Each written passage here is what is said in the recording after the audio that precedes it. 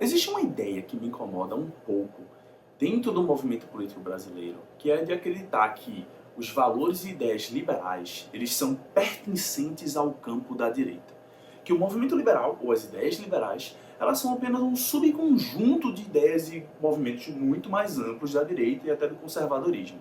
E eu acho isso um erro grotesco, um erro de percepção tremendo, porque de duas uma, além disso a diminuir as ideias liberais, além disso gerar uma confusão, gerar um esgotamento dos valores liberais, a trabalhar de fato na nossa disseminação de ideias liberais, isso também gera uma confusão para as pessoas que têm uma afinidade, um certo apreço pela liberdade, mas que elas têm uma tendência mais de esquerda.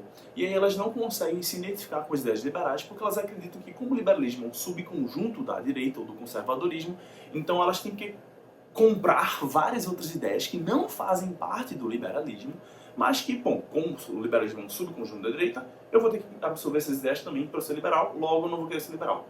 Isso traz um grande desafio para a gente como movimento. Eu noto, por exemplo, muitas pessoas que falam assim, tipo, o meu produto aqui, né, a pessoa tem um grupo liberal, vamos supor, um grupo de estudos liberal, ou tem um produto, um serviço que está vendendo e tem um foco ali para o pessoal liberal. E ela fala assim, não, mas se você for conservador também pode vir. Aí eu fico, então por que você não fala também que se fosse um socialista poderia vir? Aí a pessoa fala, não, como assim? Porque conservador faz sentido, as ideias conservadoras são muito mais próximas das ideias liberais. Claro que não, claro que não. Isso é um absurdo. A confusão, uma das grandes confusões que existe é que o movimento conservador britânico, as ideias do conservadorismo britânico ali, elas têm um aspecto liberal, principalmente porque o movimento liberal ele nasce, na verdade é o seguinte, não é que elas estão próximas. Existe uma proximidade do movimento conservador britânico e do liberalismo, porque ambos bebem na mesma escola. A escola britânica e a escola inglesa de liberalismo, ela alimenta tanto o conservadorismo britânico quanto o liberalismo internacional. Então, elas partem das mesmas origens, mas as interpretações não são necessariamente as mesmas. É verdade que se você olhar hoje em dia, de fato existe um mesclado ali, existe uma confusão mesmo entre as ideias liberais e o movimento direita conservadora brasileiro. Isso tem algumas razões para existir. Tá? Se a gente for pensar do ponto de vista bem contemporâneo, o movimento liberal brasileiro ele ressurgiu a partir do Fora Dilma, dos protestos contra o PT.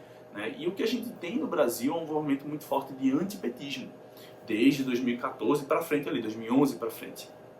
E acontece que o movimento liberal, então, ele surge num contexto onde dava todo mundo pé da vida com o PT. E, bom, faltavam-se ideias, faltava-se embasamento teórico para você ser contra o PT. Tipo assim, beleza, todo mundo sabe que o PT não presta, mas o que é que fica no lugar? Por que que o PT não presta? Por que que as ideologias coletivistas não funcionam? E daí o movimento liberal, o liberalismo como um todo, ele apresenta vários autores, várias teorias que corroboram esses aspectos, que trazem uma resposta para os anseios das pessoas que estavam pé da vida com o governo do PT no passado. O que acontece então é que você tem a formação de um movimento difuso, um movimento que ele agrega todo mundo, que é contra a esquerda, sendo que isso não quer dizer necessariamente que todo mundo está ali naquele bolo é liberal. Muito pelo contrário, vai ter muita gente ali reacionária, vai ter muita gente ali totalitária, vai ter muita gente ali que vai ser conservadora, que vai ter alguns princípios de defesa da liberdade e até da democracia, mas também vai ter uma galera ali que é conservadora e é pró-fascismo, basicamente a galera que é pró-ditadura. Então, só recentemente que a gente tem vindo esse movimento sendo decantado e você tem aí uma disseminação, uma quebra. Vai ter a galera que é bolsonarista, a galera que é mais reacionária e você vai ter a formação da galera liberal mesmo, da galera que realmente defende democracia, direitos humanos e todos os outros valores liberais. E aí você fala para mim, pô Renato, então você está me dizendo que o liberalismo não é um subconjunto das ideias de direita, mas ao mesmo tempo você mesmo está dizendo que o movimento liberal contemporâneo brasileiro, ele vem junto, ele andou junto de mãos dadas com a galera de direita, com a galera até reacionária, com a galera totalitária de direita, né, coletivista de direita. Então, você só está dando tiro no pé com essa argumentação. Calma lá, a gente vai precisar voltar um pouco mais no tempo para demonstrar outros aspectos e como o liberalismo nem sempre andou junto no recreio com a galera da direita.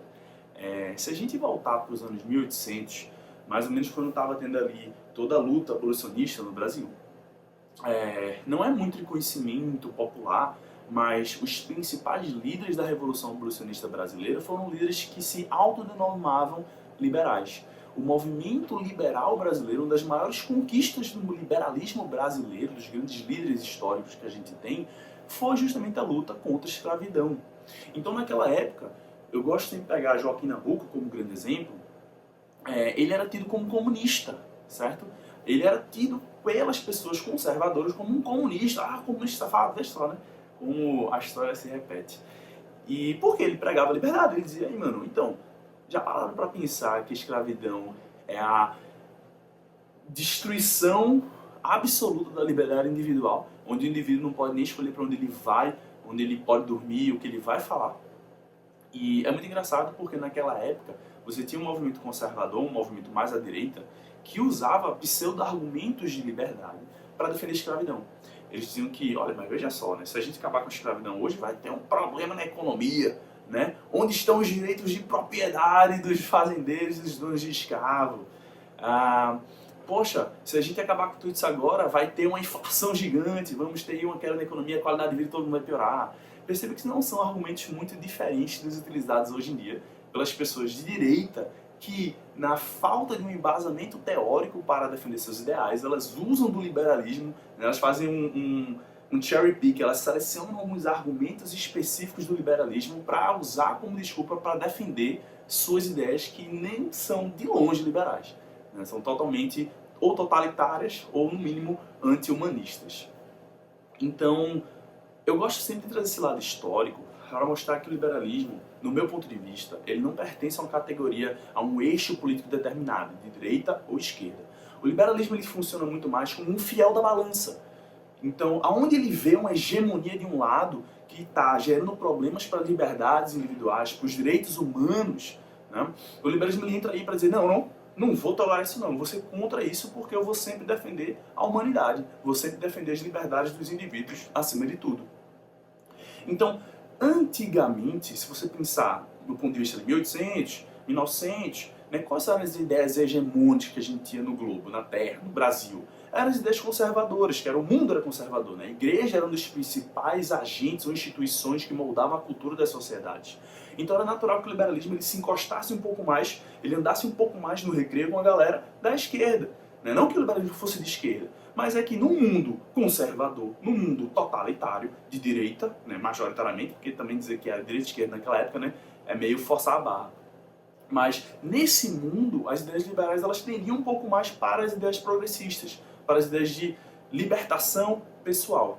É sempre bom deixar claro, o liberalismo ele tem 3 pilares principais, que é direitos humanos, Estado democrático de direito e liberdades econômicas. As 3 são importantes, as 3 compõem o liberalismo. Então, se tiver um desses 3 pilares que está, digamos assim, destruído, que está muito em falta, o liberalismo ele vai ter a tendência ali a resguardar aquilo ali com maior energia. Então, não é que o liberalismo ele é de direita.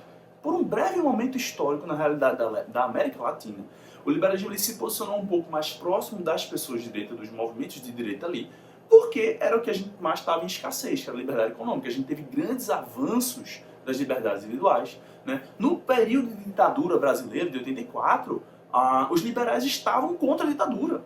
Né? Existia-se, mas você vai dar um exemplo de um liberal lá que falou. Teve liberal que trabalhou dentro da ditadura como ministro da economia? Teve, mas assim, tipo, né? Eu não vou controlar, não existe uma portaria de liberal para dizer o que cada um vai fazer. Né? Mas o ponto é, quando você olha das perspectivas das ideias liberais, por exemplo, uma ditadura brasileira é totalmente antagônica ao que o liberalismo defende. Defende o Estado Democrático de Direitos Humanos. 2 dos 3 pilares ali foram completamente quebrados, e até a economia foi quebrada, porque os militares ali, os milicos, eram basicamente economia totalmente estatista. Então assim, até nos 3 pilares a ditadura brasileira foi completamente antagônica às ideias do liberalismo. E por que eu acho tão importante a gente trazer à tona essa discussão sobre se o liberalismo ele é de direita ou de esquerda, né? E que, na verdade, para mim, não é nenhum dos dois. O liberalismo é um fiel da balança entre os dois conjuntos de ideias. Porque quando a gente só aceita o fato de que o liberalismo é supostamente um subconjunto da direita, isso afasta muitas pessoas que poderiam se identificar com as ideias liberais. Eu conheço várias pessoas, que elas são humanistas, que elas são democráticas, e que, sim, elas muitas vezes defendem ideias de liberdade econômica, e ela fala assim, mas como assim o liberalismo não tá com essa galera aí bolsonarista? Não tem como eu ser com essa galera, sabe? Tipo, se o liberalismo está mais próximo das ideias bolsonaristas, eu tô do outro lado. É um pensamento muito comum de se ter. Então é importante a gente reforçar a ideia de que não, o liberalismo não está próximo do liberalismo. O liberalismo ele é equidistante tanto das ideias bolsonaristas quanto das ideias petistas, certo? Quando a gente passa a analisar sobre a ótica exclusiva de partidos políticos, de política partidária. Né? E do ponto de vista de idealismo, de ideais, o liberalismo também ele é equidistante, tanto do comunismo quanto do fascismo. O liberalismo ele vai sempre repudiar qualquer tipo de demonstração política que ela não respeita a liberdade econômica, mas também que não respeita os direitos humanos e a democracia, Estado democrático de direito.